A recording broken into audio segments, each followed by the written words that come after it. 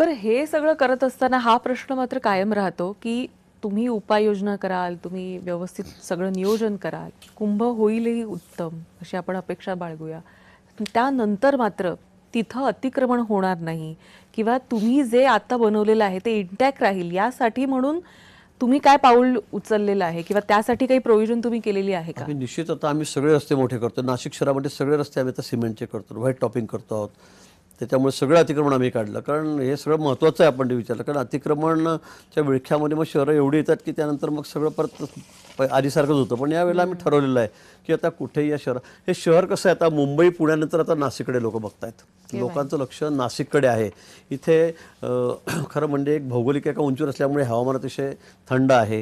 हे धरणांचं जिल्हा आहे. इथे अनेक धरणं या ठिकाणी या जिल्ह्यामध्ये आहेत. पाणी मुबलक आहे इथे, त्यामुळे शेती आहे, बागायती आहे, फळावळ या ठिकाणी होतात. भाजीपाला सगळ्यात जास्त नाशिकमध्ये या ठिकाणी होतो. अनेक गोष्टी आहेत. हे तसं तीर्थाटन पण आहे. सगळे देवतांचे मंदिरं त्र्यंबकेश्वरपासून नाशिक गड असेल, शिर्डी असेल, शिंगणापूर असेल, हे सगळे लागूनच या भागामध्ये आहेत. त्यामुळे जगभरातून देशभरातून लोक नाहीत, नागबळी करायला जगभरातले लोक या ठिकाणी येतात. त्र्यंबकेश्वरला आपण बघतो आणि तिथली येणारी भाविकांची संख्यासुद्धा खूप मोठी आहे, हे खरं आहे. आणि त्यामुळे मग आता हे सगळं मेंटेन करणं पुढच्या ह्याच्यामध्ये भविष्यामध्ये हे सुद्धा तेवढंच महत्त्वाचं आहे. अन्यथा आता झालं आणि परत तसेच बसून जा, तसेच सगळे दुकानं भंगारचे लावून टाका, तशाच बिना चाकाच्या गाड्या पडू द्या, मला वाटतं हे अजिबात होणार नाही. याची काळजी आम्ही निश्चित घेणार आहोत. जे कॅमेरे आहेत त्या माध्यमातून आमचं पुन्हा 12ही महिने लक्ष पुढच्या काळामध्ये हे त्या ठिकाणी राहणार आहोत. तेही आम्ही त्या ठिकाणी मेंटेन करणार आहोत.